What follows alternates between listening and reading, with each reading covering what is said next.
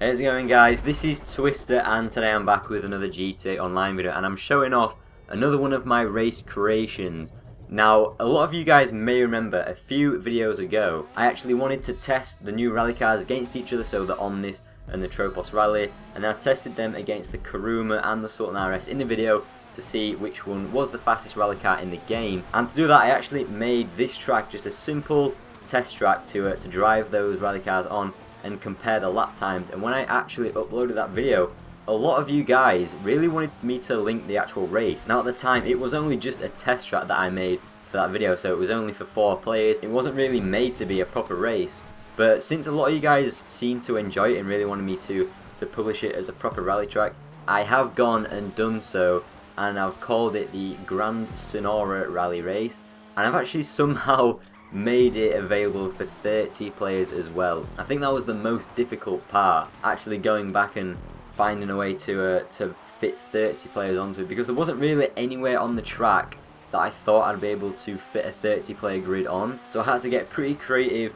with some of the stunt track props in order to snap them together to make a proper platform to fit a 30 player grid on. And since it's only really a small track for 30 players, I've had to set it to non-contact. Now I could potentially go back into the creator and make a 16 player version and make it contact, but just for the sake of having it 30 players, I think it would be way too chaotic on such a small track to have it on contact. And here is the actual start finish straight with the stunt track. It's not the cleanest way of putting it together to make a straight possible to fit 30 players on. It's not perfect. You can see how some of the tracks actually stick through each other, and there's a couple signs in the way, but it does work. I was able to fit a 30 player grid on, and I also went around the track just to use a couple extra of the stunt sign props just to give it that rally track feel, and I think it actually works pretty nicely. So that is what you see now.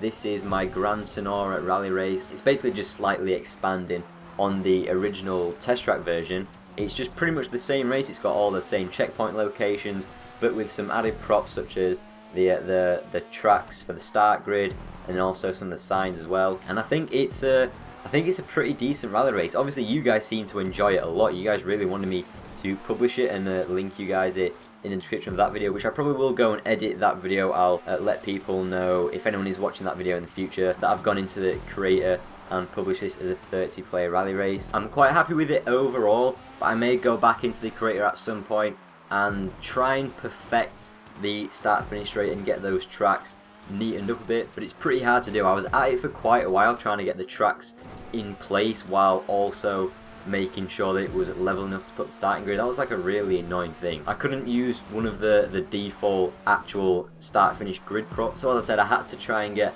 a little creative with it, and it does work, but I may try and perfect it later on. Now, as I mentioned, the track itself does have the same design. It's got a mix of high speed sections and tight sections, especially that first corner.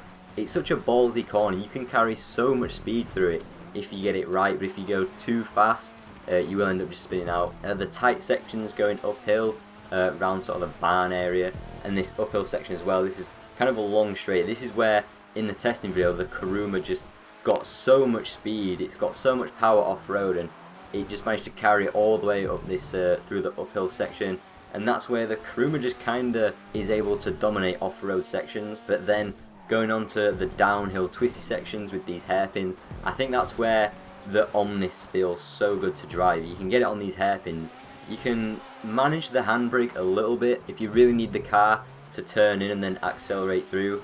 That's what the Omnis, it just feels so good at, even the corners in general. I think the Omnis definitely is still my favourite rally car in the game, even though I did sort of test the Kuruma and found out that it was faster around this track. I still way prefer the Omnis. It's so fun. This quick little chicane is another really ballsy corner. You can get the speed through it if you get the right line. And I don't know what that guy was doing. He must have fell down the ditch and then decided to pull off some stunt jump and go flying 20 meters up in the air. And that was pretty funny. But yeah, that is it for this race, Grand Senora Rally. I'll leave it linked in the description, the social club link. It is only on PS4, as you guys are probably aware. I mainly play on PS4, and this was created on PS4. So if you guys are on PS4 as well, feel free to check the social club link in the description and add the race to your game to check it out yourself. Let me know what you think of the race itself. Hopefully you guys have enjoyed this video. If you have enjoyed the video, make sure you leave it a like rating, subscribe to the channel if you are new, and I'll hopefully see you all in my next video. See you later, guys.